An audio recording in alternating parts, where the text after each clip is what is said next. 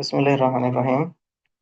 তো আমাদের সবাইকে স্বাগতম আমাদের এই course introduction to basic research for undergraduate students. এখানে আমরা রিসার্চের বেসিক কিছু বিষয় এবং আমাদের কিছু ভুল ধারণা আছে রিসার্চ নিয়ে সেগুলো ভাঙার চেষ্টা করব। প্লাস একটা রিসার্চ কিভাবে শুরু করতে হয়, বা একটা মোটিভেশন যে রিসার্চ খুব একটা ভয়ের জিনিস না, এরকম একটা আইডিয়া আমরা এখান থেকে পাবো ইনশাল্লাহ। সবার আমার কথা স্পষ্ট শোনা যাচ্ছে? Yes, sir. আচ্ছা। তো এটা আমার একটা প্রতিষ্ঠান Ahmed research and innovation centre, এটার উদ্যোগে প্রথম একটা কোর্স। ইনশাল্লাহ এর পরবর্তীতে আরো অ্যাডভান্স রিসার্চ, রিসার্চ মেথোডোলজি, বিভিন্ন কোর্স ইনশাল্লাহ আমরা ইন্ট্রোডিউস করব। এটা আমাদের প্রথম কোর্স, এবং introduction to basic research for undergraduate students. আশা করি সবার ভালো লাগবে। সো প্রথমে আমার পরিচয় আসতেছে এখানে। আমাকে হয়তো অনেকে চিনেন ফেসবুকের থ্রুতে, অথবা অনেকে স্টুডেন্টস আছে, আশিক যেমন আছে এখানে আমার একদম ডিরেক্ট স্টুডেন্টস। তো এরকম অনেকে আছেন। তো আমি আপাতত অ্যাসিস্ট্যান্ট প্রফেসর হিসেবে ঢাকা ইউনিভার্সিটিতে আছি, লেদার ইনস্টিটিউটে। আর এর আগে ছিলাম চুয়েটে দীর্ঘ সময় 3 বছর 4 মাসের মতো লেকচারার অ্যাসিস্ট্যান্ট প্রফেসর। ওখানেই আমার আসলে মাস্টার্সও করা হয়েছিল।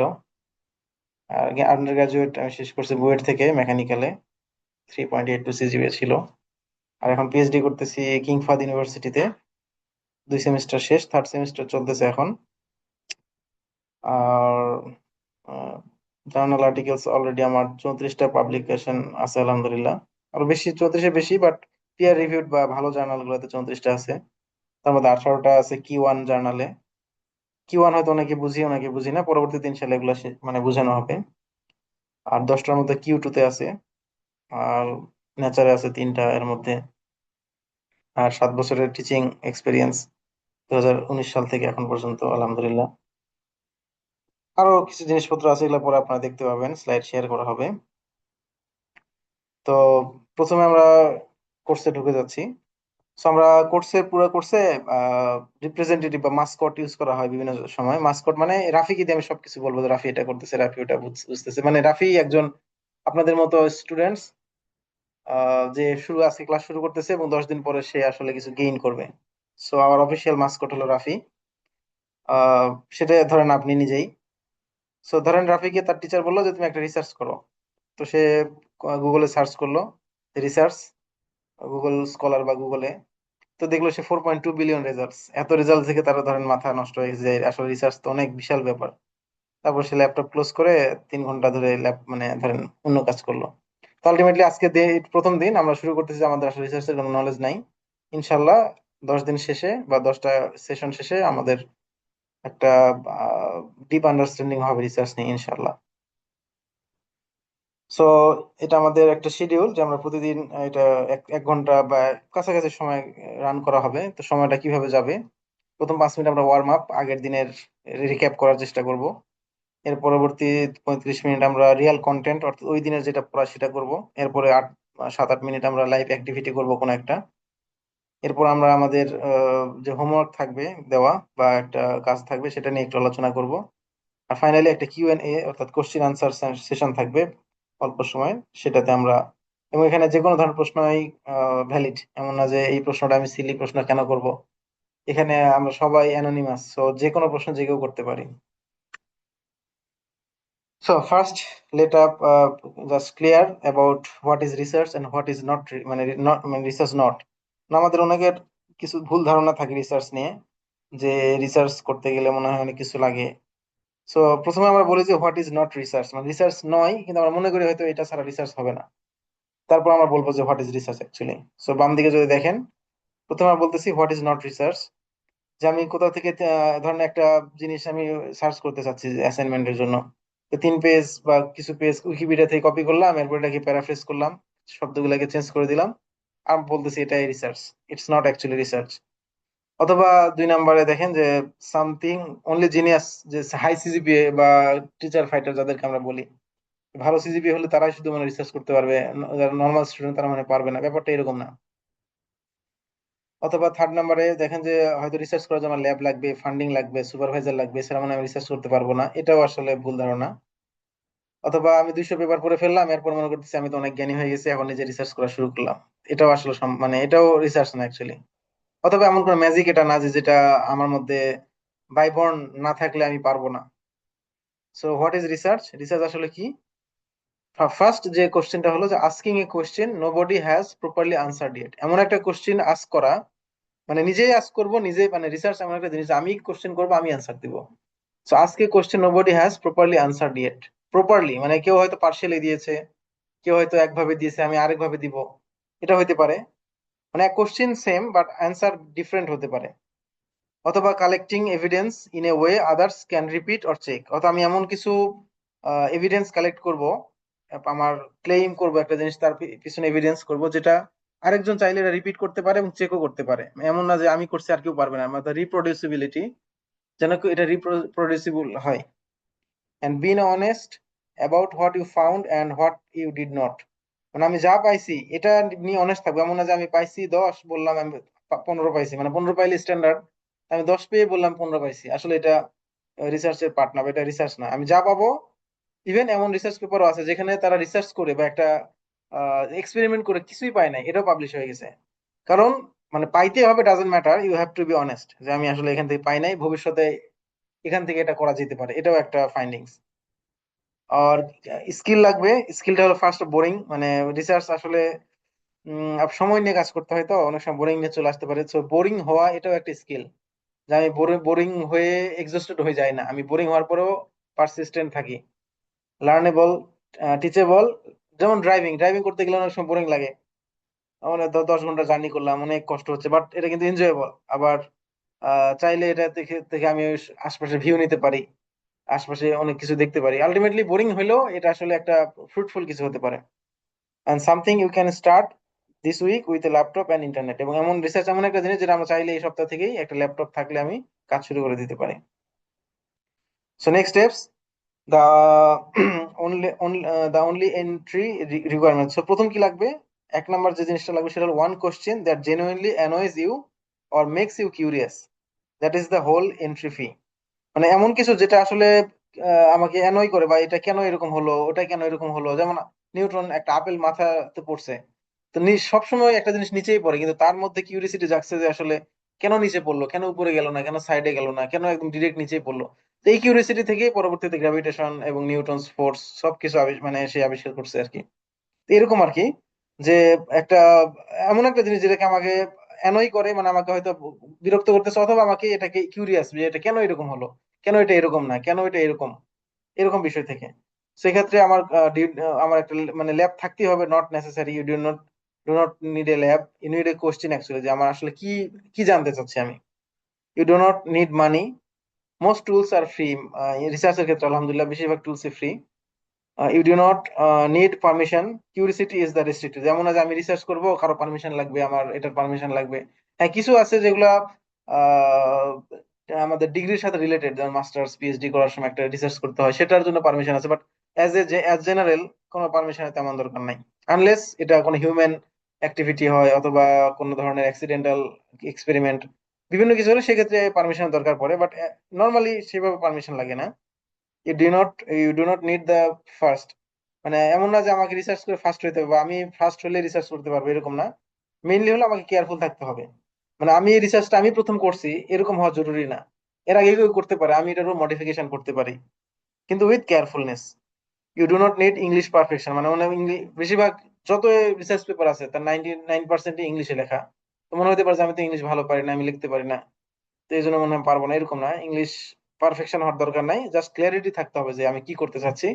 ইংলিশ লেখার জন্য এখন অনেক টুলস আছে, আমি ঠিক মতো ফাইন্ডিংস করতে পারলে ইংলিশ লিখে দেওয়ার মতো এআই টুলস আছে, বিভিন্ন জিনিস আছে, মানে এক্সপ্লেন করার মতো টুলস আছে। সো এটা নিয়ে ভয় পাওয়ার কিছু নাই। সো নেক্সট স্টেপস আসতেছে যে আমরা আসলে চারটা ফ্লেভার দেখবো, যে রিসার্চের মানে চারটা ধরনও বলতে পারি বা চারটা ফ্লেভারও বলতে পারি। প্রথমে আসতেছে বেসিক বা পিওর, 2 নম্বর অ্যাপ্লাইড, 3 নম্বর কোয়ান্টিটেটিভ, আর 4 নম্বর কোয়ালিটেটিভ। চার ধরনেরও বলতে পারি বা রিসার্চের চারটা দিকও বলতে পারি। প্রথম আসতেছে বেসিক বা pure, chasing understanding for its own sake. Why does this material crack at this time? Suppose একটা ম্যাটেরিয়াল একটা টেম্পারেচারে মেল্ট হয় বা ক্র্যাক করে, এটা কেন এই টেম্পারেচারে করলো, এই টেম্পারেচারে তার ম্যাটেরিয়ালের ভিতরে কি প্রপার্টি চেঞ্জ হয় যে এটা হঠাৎ করে ক্র্যাক ইনিশিয়েট হচ্ছে। এটা এইরকম একটা ব্যাপার যে এই টেম্পারেচারে কেন, এই টেম্পারেচারে কেন। যেমন পানি এক টেম্পারেচারে ফুটে, আরেকটা বস্তু আরেকটা টেম্পারেচারে ফুটে। তো এগুলা যখন মানুষ দেখছে যে না পারদ কেন এটাতে ফোটে, পানি কেন এটাতে ফুটতেছে, তখন আসলে ভিতরের অ্যাটমিক অ্যানালাইসিস বা এটার ভিতরে আসলে কি ঘটনা ঘটতেছে, তখন মানুষ এটা জানার চেষ্টা করছে। যখন প্রশ্ন আসছে তখন তার জন্য উত্তর খোঁজার জন্য রিসার্চ করছে। So no product at the end, just knowledge. Just আমি দিন শেষে তেমন কিছু পাবো না, হয়তো কিছু উত্তর পাবো, মানে একবারে নিউমেরিক্যাল অ্যান্সার পাবো না, বাট একটা এক্সপ্লেনেশন পাবো। এটা একদম বেসিক রিসার্চ। দুই নাম্বার আসতেছে অ্যাপ্লাইড রিসার্চ, সলভিং এ রিয়েল প্রবলেম।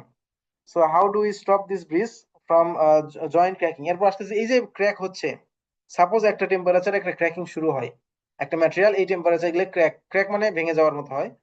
এটাকে কিভাবে স্টপ করতে পারি?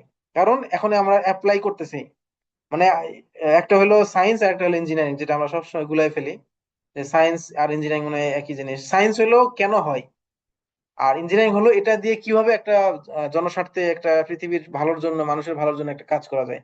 সো আমি এখন ট্রাই করব যে কিভাবে এই ক্র্যাকটা হওয়া বন্ধ করা যায়। So most undergraduate projects live live here, মানে আন্ডার গ্রাজুয়েট প্রজেক্ট নর্মালি এই পর্যন্ত সীমাবদ্ধ থাকি, মানে আমরা আন্ডার গ্রাজে আসলে এত প্রেসারে থাকি যে এর বেশি খুব কাজ করতে পারি না। পরবর্তীতে যেগুলো আছে কোয়ান্টিটেটিভ কোয়ালিটেটিভ, এগুলো সাধারণত হায়ার লেভেলের রিসার্চ।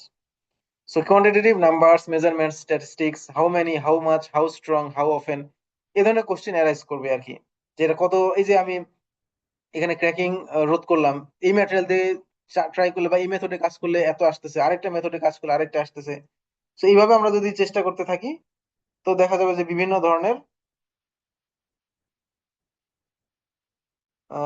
ধরনের আমরা আনসার পেতে পারি আর কি।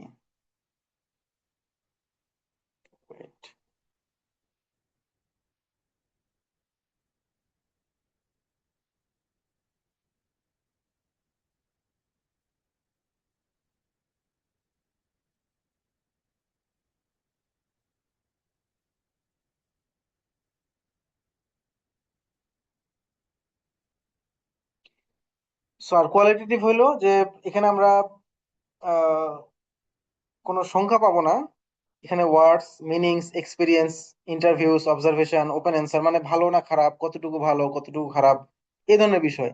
যেমন আমরা একটা এই কোয়ালিটিভ রিসার্চে হাইপোথেসিস ধরা হয় যে সাপোজ এই কারণে এই জিনিসটা হয়, অথবা এই যে কারণে এই জিনিসটা হয় না, দুইটা হাইপোথেসিস আমি ধরলাম।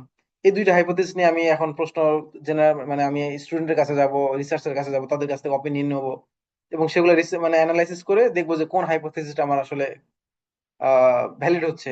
স্ট্যাটিস্টিক্যাল টুলস আছে বিভিন্ন স্পেসেস, অর্থাৎ একটা জিনিসকে ভ্যালিডেট করা যে আমার এটার ইফেক্ট এর উপর আছে না নাই, অথবা এটার ইফেক্ট বেশি অথবা কম, কোনো মানে কোয়ান্টিটিতে যাব না। তো এই চারটা মোটামুটি বড় ব্রড ক্যাটাগরিতে রিসার্চের কোয়ালিটি, মানে ক্যাটাগরি আর কি। যার যেখানে প্রশ্ন আছে আমরা নোট করে রাখি, পরবর্তীতে ক্লাস শেষে যার যেটা প্রশ্ন থাকবে আমরা করবো ইনশাল্লাহ। সো আমরা এখানে রিসার্চের লাইফ সাইকেল দেখবো, যে আমরা আসলে 8টা স্টেপ আছে রিসার্চের।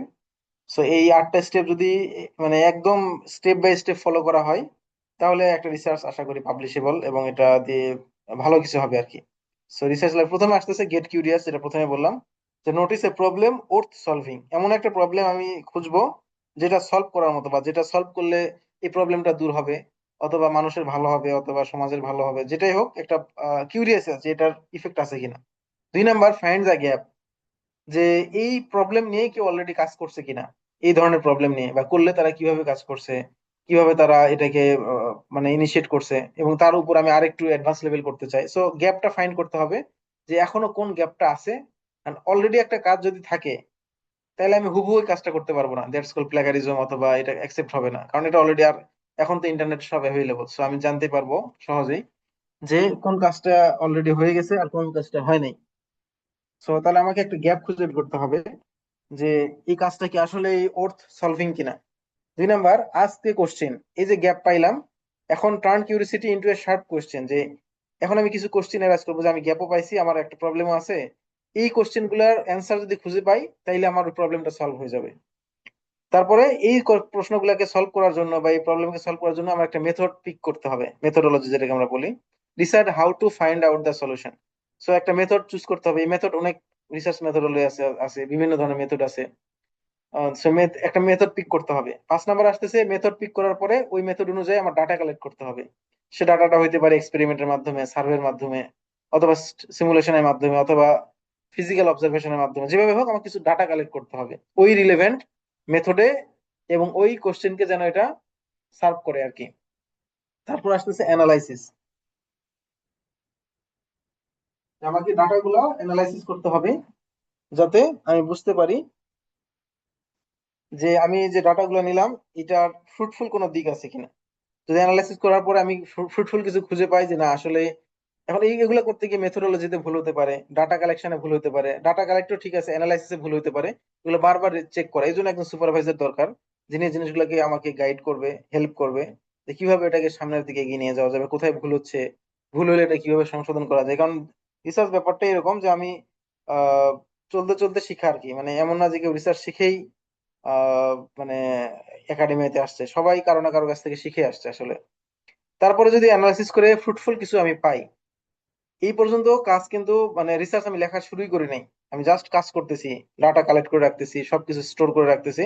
অ্যানালাইসিস করার পর ফ্রুটফুল যদি কিছু পাই, যে না আমি যে এরকম যে প্রশ্নটা চাচ্ছিলাম সেটা সলভ করার মতো কিছু পাইছি, তখন আমি রাইট রাইট আপ মানে লেখা শুরু করবো যে না আমার এই কাজ। এখন আমি পুরো জিনিসটাকে একটা আহ, মানে আর্টিকেল আকারে সাজাবো, পেপার আকারে, যে আমার কি ফাইন্ডিংস, আমি কি নিয়ে কাজ শুরু করছিলাম, কেন করলাম, কেন এই রিসার্চটা দরকার ছিল, সমাজে কি কি সমস্যা হচ্ছিল, বাকিরা কে কি করছে। তারপরে এবার অর্থাৎ পুরো যে আমি জার্নিটা করলাম এটার একটা report, which is call journal paper.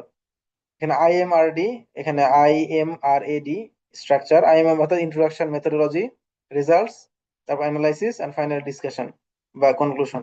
এরকম কয়েকটা স্টেপ থাকবে, স্ট্রাকচার থাকবে, এবং এখানে আমি পুরোপুরি অনেস্ট থাকবো, যেন কোথাও আমি ভুল না লিখি, মিথ্যা না লিখি। কারণ ডাটা ফ্যাব্রিকেট করা যায়, পরবর্তীতে পেপার আবার রিট্রাক্টেশন মানে রিট্রাক্ট হয়, আমরা দেখতেছি, এবং এটার খুবই ভয়াবহ পরিণতি।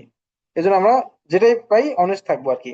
সাপোজ একটা জিনিস আমি পাই নাই যেটা পাওয়ার উচিত ছিল, তো এটার ব্যাখ্যা কি হতে পারে, আমার এক্সপেরিমেন্টাল ভুল হতে পারে, আমি এটা লিখে দিব যে আমার এক্সপেরিমেন্টে একটু সমস্যা ছিল এই জন্য আমি পাই নাই, বা যেটাই হোক এটার একটা ভ্যালিড এক্সপ্লেনেশন আমাকে দিতে হবে।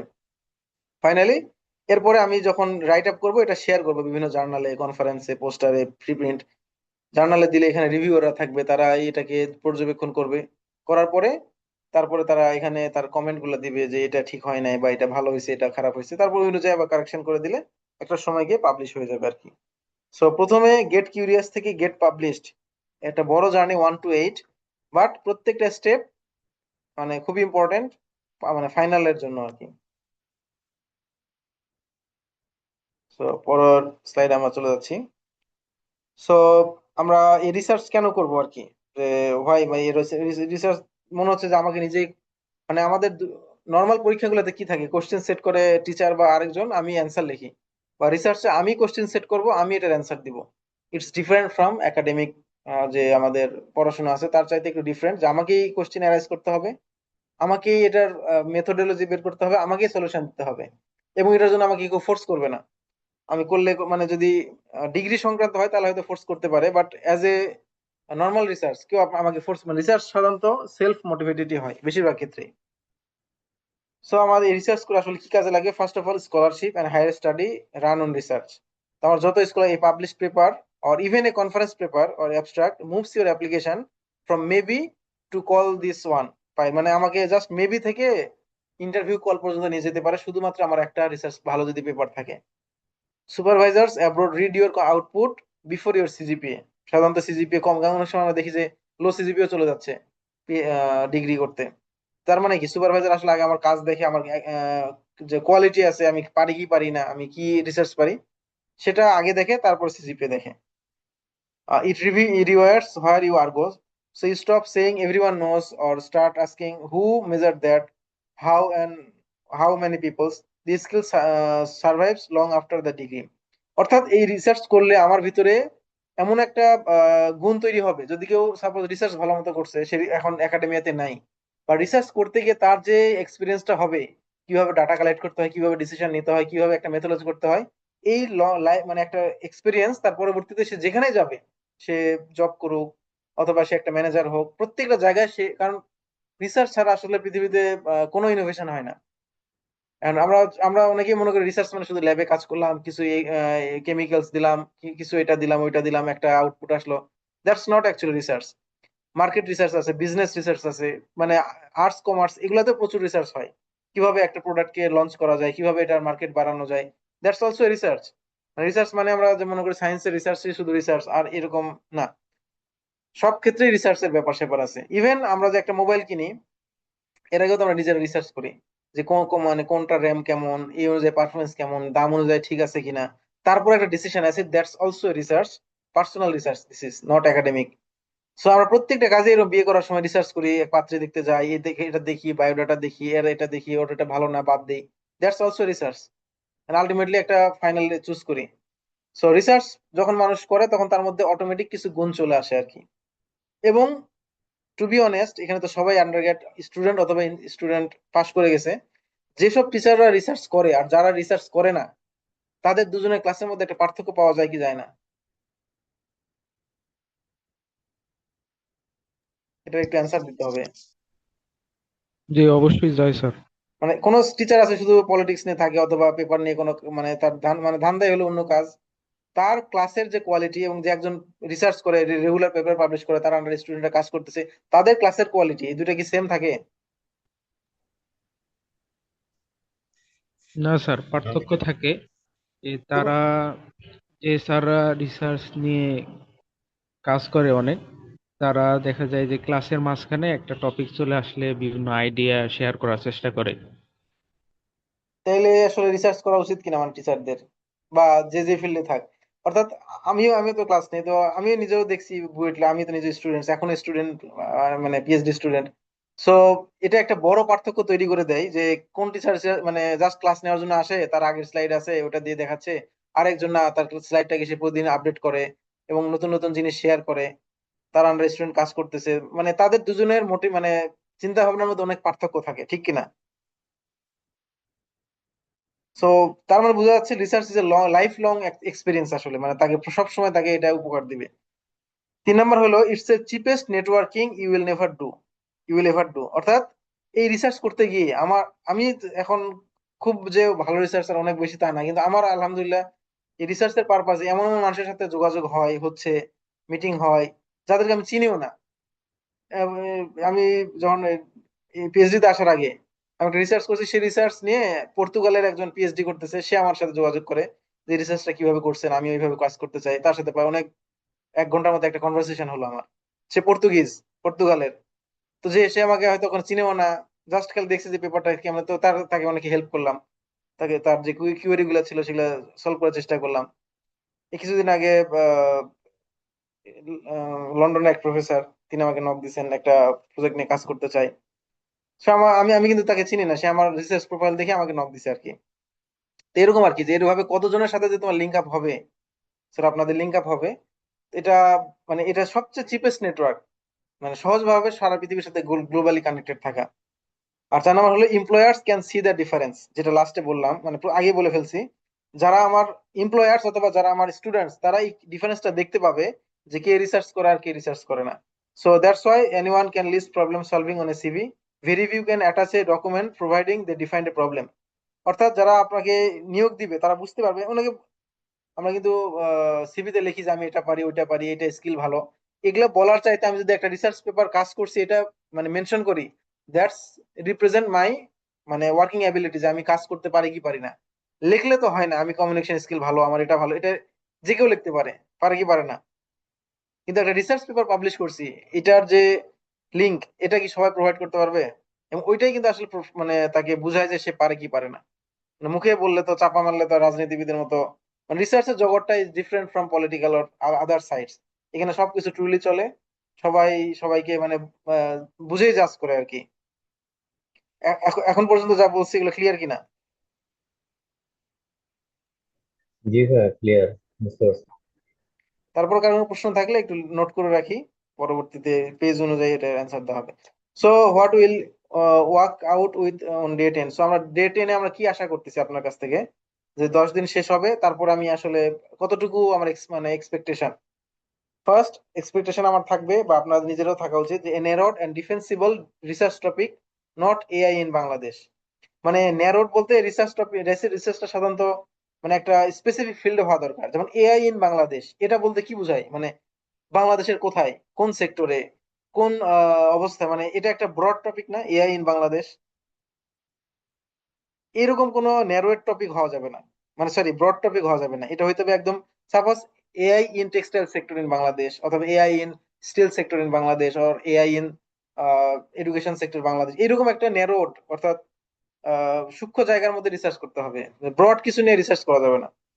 তবে কিওয়ার্ড টেবিল, মানে আমি কি কি জিনিসপত্র নিয়ে কাজ করতে চাই, কিওয়ার্ড মানে আসল আসল শব্দগুলো, 15+ real papers you actually found yourself, যে ওই সংক্রান্ত 15টা পেপার নিজে কালেক্ট করা বিভিন্ন সোর্স থেকে, সেটা গুগল স্কলার আছে বিভিন্ন থেকে, তারপর সেগুলোকে পড়া। Literature matrix that turns those paper into a argument. এরপর একটা লিটারেচার ম্যাট্রিক্স বানানো, যে এই পেপার গুলা থেকে কি কি আউটপুট আসছে, সেগুলোকে একটা আর্গুমেন্টের রূপ দেওয়া। And 1 page methodology plan you could hand up to a supervisor, যে আমি এক পেজের একটা মেথোডোলজি প্ল্যান আমার সুপারভাইজারকে হ্যান্ড ওভার করবো। আশা করি 10 দিন পর এতটুকু অ্যাবিলিটি হবে। ঠিক আছে ইনশাল্লাহ। এ ড্রাফট ইনশাল্লাহ ভাই। Title abstract and IMRAD. IMRAD মানে হলো introduction, methodology, results, analysis and discussion. শর্টকাটে বলে ইমরেড। মানে এটা নর্মাল একটা যে কোনো পেপারের স্ট্রাকচার, কমন স্ট্রাকচার ইমরেড। ইমরেড স্ট্রাকচারটা অনুযায়ী আমরা পেপার আশা করি একটা ড্রাফট করতে পারবো। A short list of safe and non predatory place to send it, এবং এরপর আমরা কোন জার্নালে এটা সাবমিট করব, এটা একটা আইডিয়া পাবো ইনশাল্লাহ। সো আমাদের কি কি টুল লাগবে, এই টুলগুলার, এখানে আমি যে টুলগুলো দিচ্ছি প্রত্যেকটাই ফ্রি। এর বাইরে পেইড টুল অনেক আছে এখন। সো ফ্রি গুলা দিয়ে কাজ চলে যাবে, এখন পর্যন্ত আমি ফ্রি ইউজ করি সবকিছু। তো প্রথমে গুগল স্কলার, ইট 100% ফ্রি। প্রত্যেকটা পাবলিশড পেপার, মানে একবারে খারাপ জার্নাল না হলে সবগুলো এখানে পাওয়া যায়। 2 নম্বর হলো রেফারেন্সিং করার জন্য জোটেরও লাগে বা মেন্ডেলি, দুইটা অপশন আছে আর কি। এই দুইটা দিয়ে, যে আমি একটা সাপোজ একটা পেপার থেকে একটা ডাটা নিলাম, তাহলে ওই পেপারটাকে সাইট করতে হয় রেফারেন্স হিসাবে, যে এখান থেকে ডাটাটা পাইছি। ওই কাজটা জোটেরও দিয়ে করলে ইজি হয়ে যায়, না হলে পরবর্তীতে ম্যানুয়ালি করলে পরবর্তীতে, সাপোজ আমার 1 2 3 4 আছে, 4-এর মধ্যে 2 ঢুকাইতে হবে, মানে 4-এর মধ্যে আরেকটা ঢুকবে, তাহলে তো আমার সব সিরিয়াল চেঞ্জ করতে হবে ম্যানুয়ালি। আর সফটওয়্যার গুলো অটোমেটিক এই কাজগুলো করে দেয়। বুঝা গেছে কিনা?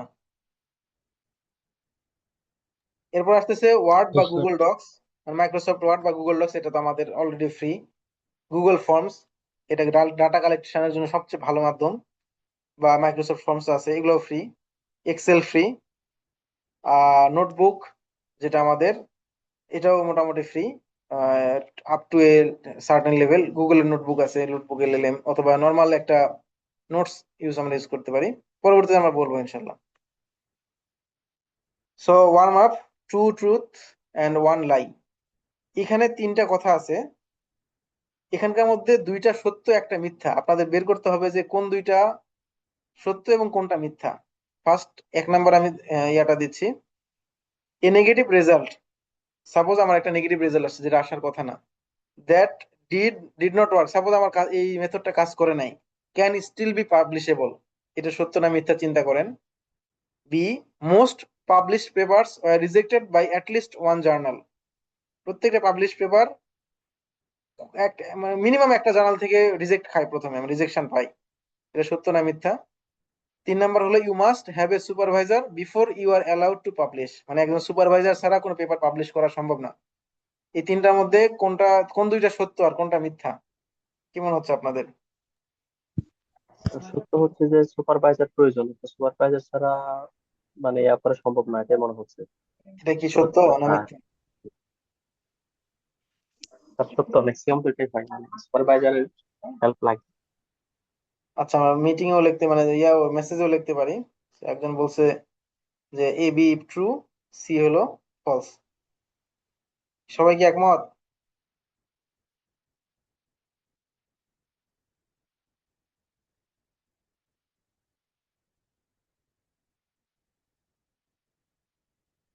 আচ্ছা, হ্যাঁ এটাই ঠিক। আসলে সুপারভাইজার ছাড়া কোনো পেপার পাবলিশ করা যাবে না, এটাই মিথ্যা। এটা এটা হেল্পফুল, আবারও বলতেছি, it's good to be under supervisor, কিন্তু সুপারভাইজার পাইতে গেলে তো আমাকে একটা ডিগ্রির আন্ডারে যাইতে হবে। থার্ড ইয়ারে কেউ রিসার্চ করতে চায়, কোনো সুপারভাইজার পাবে সে?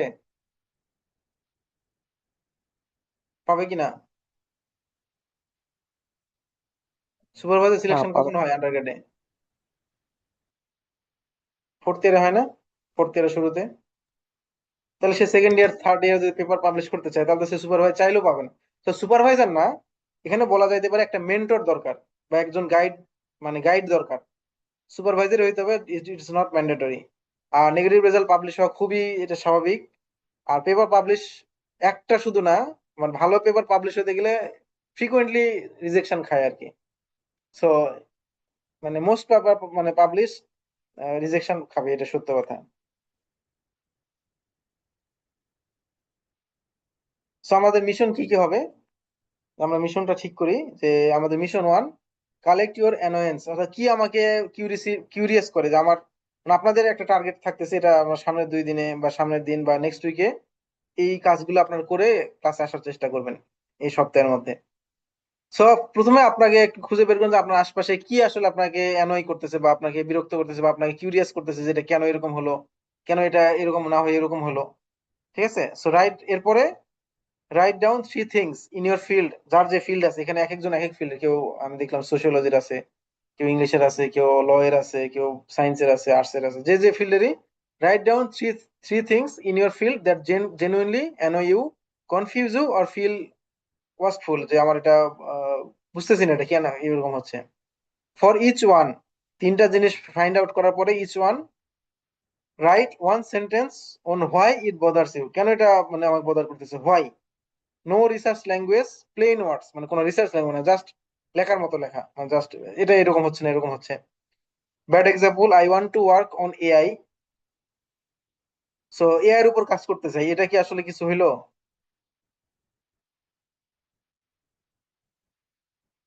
হ্যালো? জি স্যার, শোনা যাচ্ছে। মানে যেমন এখানে একটা এক্সাম্পল দেওয়া আছে, I want to work on AI, মানে এআই এর উপর কাজ করতে চাই, এটা আসলে কিছু মিন, মানে এটা কি কোনো ফ্রুটফুল কোশ্চেন? এআই এর তো অনেক দিক আছে, কোন ফিল্ডে কোন জিনিস নিয়ে। সো এটা ব্যাড এক্সাম্পল। গুড এক্সাম্পল কি, our lab reports take 6 hours to grade by hand. তো আমাদের ল্যাব রিপোর্ট গুলা ধরো হাতে গ্রেড করতে 6 ঘন্টা লাগে, এটাকে কিভাবে মিনিমাইজ করা যায়, কিভাবে দ্রুত করা যায়, কিভাবে এটাকে কম করা যায়, জাস্ট একটা এক্সাম্পল হিসাবে। Post all three in the array groups before the next class.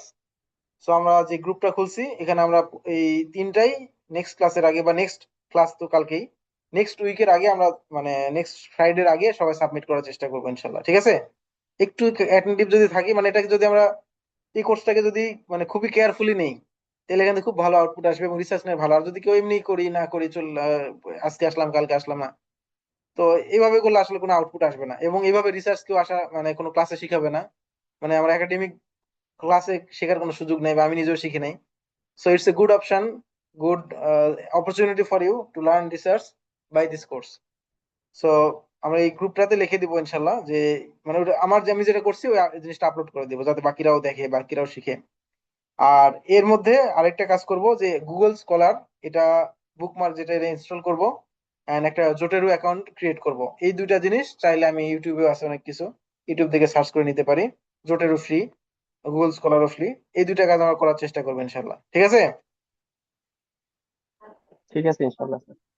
তো ডেডলাইন, তো নেক্সট উইক আমি বলে দিলাম, take 15 minutes, do it tonight or next night, your wish. So you now know more about research.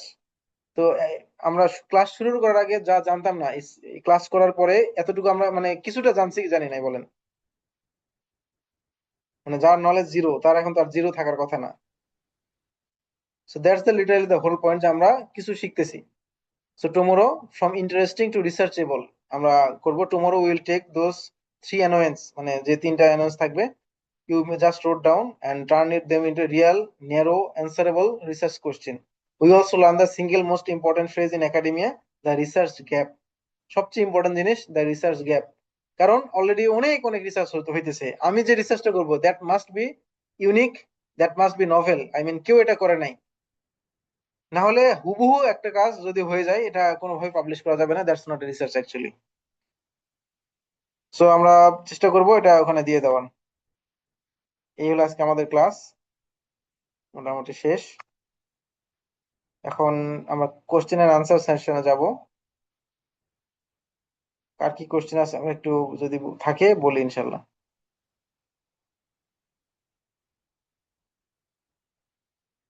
Class record দেওয়া হবে ইনশাল্লাহ।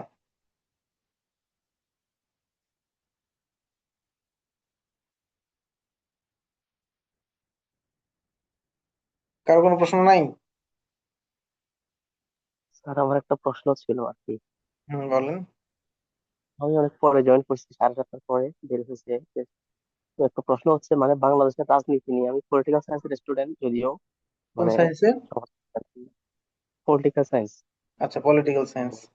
বাংলাদেশের রাজনীতি নিয়ে মানে আমার একটা, আমি যদিও নিরপেক্ষ স্টুডেন্ট, মানে কোনো ধরনের দল বা রাজনৈতিক অরাজনৈতিক কিছুতে নাই, কিন্তু মানে আমার এই জিনিসটা নিয়ে রিসার্চ করার বা গবেষণা করার একটা চিন্তাধারা আর কি। তো ওই লাইনে আমি কত সাকসেস হতে পারবো, বা আমার একটা অনেক অনেক দিনের ইচ্ছা আর কি, মানে আচ্ছা, বাংলাদেশের রাজনীতি ব্যবস্থাটা নিয়ে বা সাকসেস হওয়ার সম্ভাবনা পসিবিলিটি কতটুকু। এখন এই যে এতক্ষণ যেটা বুঝাইলাম যে বাংলাদেশের রাজনীতি নিয়ে রিসার্চ করবো, এটা একটা ব্রড কোশ্চেন। এখন এখান থেকে ন্যারো ডাউন করতে হবে যে রাজনীতির কোন পার্সপেক্টিভ, কোন স্পেশাল জিনিসটা আমি মানে কাজ করতে চাই। মানে এটা আস্তে আস্তে ফোকাস হইতে হবে ছোট্ট একটা জায়গাতে। মানে পত্রিকায় যে লেখাগুলো আসে এগুলো রিসার্চ না, কারণ এগুলো ওভারঅল একটা জিনিস থাকে। অনেক সময় রিপোর্ট থাকে, বিভিন্ন রিপোর্ট থাকে, বাট বেশিরভাগ ক্ষেত্রেই এটা হবে না, এটা করতে হবে, মানে বেশিরভাগই ভোলাটাইল কথাবার্তা, এগুলো দিয়ে আসলে পরিবর্তন হয় না সমাজ, মানে ওইভাবে কোনো ইফেক্ট পড়ে না। তো স্পেসিফিক আমাকে একটা একটা, থিম নিয়ে নাকি?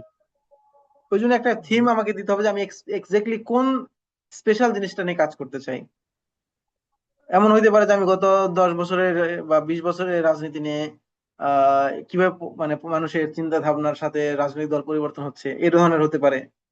পলিটিক্যাল সায়েন্স নিয়ে কিন্তু মানুষ মানে রিসার্চ করে পিএইচডি করার জন্য ইউএসএ যাচ্ছে, অনেকে আমারও পরিচিত আছে ডিউরি। সো মানে সম্ভব আর কি, ফুল ফান্ডেড স্কলারশিপ নিয়ে বাইরে চলে যাচ্ছে। বাট এই যে ওই জন্য তো বললাম যে লাস্টের 3 মিনিট যেটা বললাম যে এখান থেকে তুমি ইয়ে করো যে 3টা টপিক খুঁজে বের করো যে কোন 3টা টপিক তোমাকে বেশি মনে হচ্ছে যে এই 3টা টপিক ইম্পর্টেন্ট। সেগুলো নিয়ে একটু ডিটেলস কিছু ঘাটাঘাটি করে একটা নোট তৈরি করে আমরা ওই গ্রুপে দিয়ে দিই, মানে স্ক্রিনশট বা ছবি তুলে দিয়ে দিব, তাইলে একটা আইডিয়া পাওয়া যাবে যে না আমি আসলে কি করতে চাচ্ছি।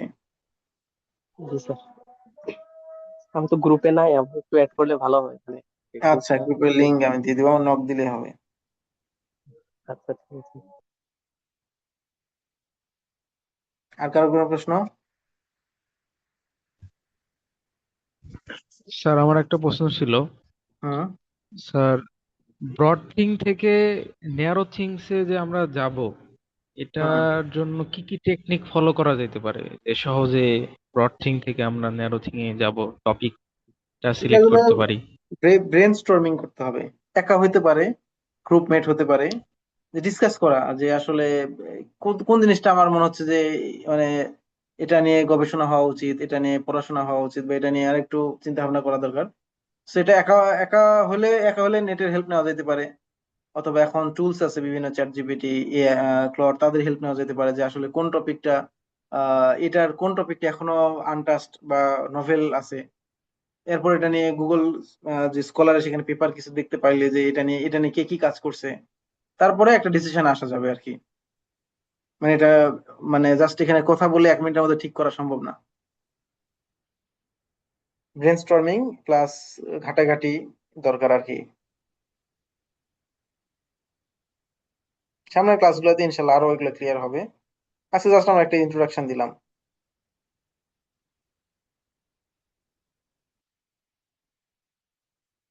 আর কারো কোনো কোশ্চেন? ভাই আসসালামু আলাইকুম। ওয়ালাইকুম আসসালাম। ভাই কোন কোন বারে এই ক্লাসগুলো হবে আমাদের? আমাদের শুক্র শনি 2 দিন ছুটি, তো আমাদের সবারই আশা করি শুক্র শনি ছুটি। 7টা থেকে 8টার মধ্যে শেষ করা হবে ইনশাল্লাহ। ইনশাল্লাহ। চেষ্টা করবো সবাই লাইভ ক্লাসে থাকার জন্য। অনেকে মনে করে এখন ক্লাস না করে পরে রেকর্ডিং রেকর্ডিং আসলে শোনা হয় না পরবর্তীতে আর, আর শুনলেও এরকম মানে মনোযোগ দিয়ে শোনা হয়ে ওঠে না। এই জন্য চেষ্টা করবো লাইভ ক্লাসে থাকলে মানে সামনাসামনি বোঝা যায়, প্রশ্ন করা যায়, কোনো কনফিউশন থাকলে সেটা দূর করা যায়।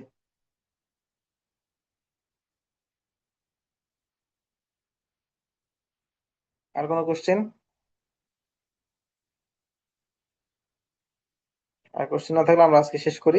ইনশাল্লাহ কালকে আরো পরবর্তী ক্লাসটা ডিটেলস আরো আলোচনা করা হবে ইনশাল্লাহ।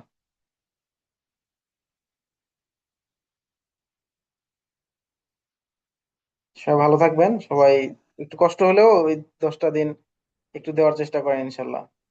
আশা করি উপকার পাবেন। কারণ আমি একটা জাস্ট সিম্পল উদাহরণ দেই যে রিসার্চটা কত ইম্পর্টেন্ট। আমাদের দেশে বুয়েট থেকে পাশ করার কথা, বুয়েট বা রুয়েট থেকে পাশ করার পরে বেশিরভাগই যে চাকরিগুলোতে ঢোকে ইন্ডাস্ট্রি বা ইয়েতে 25-30 হাজার টাকা বেতন পায়, বা 35-40-এর উপর মনে হয় না কেউ কোথাও পায় শুরুতে। অথচ আমার ওই একই ব্যাচেরই যে পাশ করে রিসার্চ করছে, সাপোজ আমাদের কিং ফাহাদে চান্স পাইলো, ইউএসএ গেলে তো আরো ভালো, আরো বেশি ওখানে টাকা পাবে। কিং ফাহাদে এখানে আসলে আমাদের শুরুতেই এখান থেকে প্রত্যেক মাসে 5,000 রিয়াল, মানে বাংলাদেশি টাকা 1,60,000 টাকা পায় মাসে। এখান থেকে তার ধরলাম 60,000 টাকা সে খরচ করলো পার্সোনালি। তারপরেও তার কত টাকা সেভ হচ্ছে?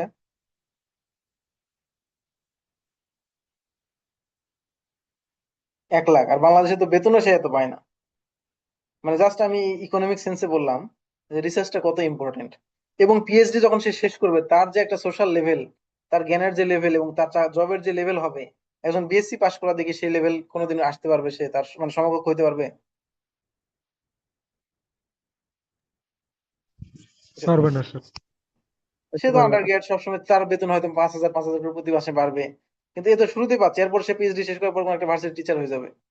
মানে নিশ্চয়ই সে পিএইচডি পাশ করে একটা ইন্ডাস্ট্রিতে মানে লোয়ার পোস্টে ঢুকবে না, ঢুকলেও রিসার্চার পোস্টে ঢুকবে বা সায়েন্টিস্ট পোস্টে ঢুকবে, তার বেতন সেরকম হবে। সেই 5 বছর সে পিএইচডি করার সময় সে ধরো 30-40 লাখ টাকা সেভ করে ফেলবে ইজিলি। It's possible. সো একটা পেপার দিয়ে যদি এত কিছু করা যায়, এবং এখানে আসে সাধারণত রিসার্চের কাজগুলো একজন সুপারভাইজার থাকে, কিন্তু কোম্পানির জন্য প্রেশার, কালকে একটা প্রোডাক্ট আসবে, এটা লঞ্চ হবে। এখানে একদম স্বাধীন, আমি আমার মতো কাজ করবো, আমি আমার মতো ল্যাবে যাব, আমি আমার মতো কাজ করতেছি। হ্যাঁ, তারপর পেপার পাবলিশ হচ্ছে, নাম হচ্ছে। মানে আলটিমেটলি জিনিসগুলো enjoyable more then a regular, মানে 9 to 5 জব। আমরা এগুলো না বুঝে মনে করি পাশ করার পর বিসিএস দিব, 5 বছর বিসিএস এর পিছনে নষ্ট হয়ে যায়। যে ওদিকে যেতে চায় আলহামদুলিল্লাহ, তার ইচ্ছা আছে, চলে গেল। But it's a good track to মানে রিসার্চের দিকে আসা। মানে সহজ, সব দিক দিয়ে ঝামেলা কম, এবং এগুলোতে কোনো পলিটিক্যাল কোনো ইনফ্লুয়েন্স নাই। সরকারি চাকরি করতে গেলে বা কোম্পানি চাকরি করতে গেলেও তো পলিটিক্যাল অনেক সময় অনেক কিছু ফেস করতে হয়। Research is free from that. So in a sense it's good. আমার একটা প্রশ্ন ছিল। হ্যাঁ। ভাইয়া মনে করেন যে আমি বিএসসি তে কোনো একটা ফিল্ডে পড়ালেখা করছি, মনে করেন যে ত্রিপলিতে। হুম। আমি কি চাইলেই ট্র্যাক চেঞ্জ করে অন্য যে কোনো ফিল্ডের আমি রিসার্চ করতে পারবো, মনে করেন যে সিএসসি বা মেকানিক্যাল এরকম টাইপসের? বা এটা করা কি এটার ঠিক হবে কি হবে না, এইটার জন্য নাকি নিজের রিসার্চই একটা ফিল্ডে? ব্রিজ। মানে আমি ট্রিপলি থেকে মেকানিক্যাল আসতে চাই, এটা রিসার্চের মাধ্যমে সম্ভব। সাপোজ আমি এমন একটা রিসার্চ করি যেটা এই মেকানিক্যাল রিলেটেড, তখন তো আমি বলতে পারবো যে আমার তো আসার একটা মানে এক্সকিউজও লাগবে, একটা এক্সপ্লেনেশন লাগবে না যে আমি কেন এদিকে আসতে চাই। মানে আমি কেন এই আসার আমার যুক্তি কি? আমি আন্ডার গ্রাজুয়েট ওখানে পড়ছি, 4 বছর পড়ছি, এখন আমি কেন ফিল্ডে আসতে চাই, এটা কি একটা এক্সপ্লেনেবল জিনিস না? চাইলে আমি মন চাইলো এখন আজকে বললাম জি জি। ইলেকট্রিক্যাল, কালকে পড়বো সিভিল, কালকে পড়বো। এটা তো মানে এভাবে হবে না। হ্যাঁ, আমি যদি এমন একটা কাজ করি যে আমি এমন একটা রিসার্চ করি, বা আমার ফিল্ডের রিসার্চের ফিল্ডটাই এমন যে এখন যদি মেকানিক্যালে যাই তাহলে আমার জন্য ইজিয়ার হবে, তখন তারা কনসিডার করবে না এ তো আসলে এই জন্য ট্র্যাক চেঞ্জ করতেছে। বুঝা গেছে কিনা? জি ভাইয়া, বুঝছি। আমার মানে আমার ইচ্ছা হলো যে আজকে ইলেকট্রিক্যাল পড়বো, পিএইচডি করবো মেকানিক্যালে, এটা তো এইভাবে হবে না। যখন আমি রিসার্চ দিয়ে প্রুফ করাইতে পারবো না I am capable of doing PhD in mechanical through this way, through this research, through this project, then they will accept me or they will give a chance যে আমি পারবো কি পারবো না। এরকম অনেক চেঞ্জ আছে ঘটনা। সোশিওলজিতে পড়ে এখন কম্পিউটার সায়েন্সে পিএইচডি করতেছে, বাট হি হ্যাজ মানে এই পিএইচডি করার আগে সে এটার উপর মাস্টার্স করছে, আরেকটা আন্ডারগ্রেড করছে, তারপর আসতে পারছে। মানে কিছু না কিছু দিয়ে প্রুফ করতে হবে যে I am capable of doing research in this field outside of my field. Any question?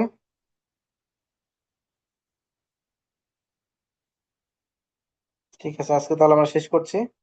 কালকে একই সময় দেখা হবে ইনশাল্লাহ। সবাই একদম 4টার মধ্যে জয়েন করবো ইনশাল্লাহ। সবাই ভালো থাকবেন। আসসালামু আলাইকুম। আসসালামু আলাইকুম। ওয়ালাইকুম আসসালাম। আসসালামু আলাইকুম। ওয়ালাইকুম আসসালাম।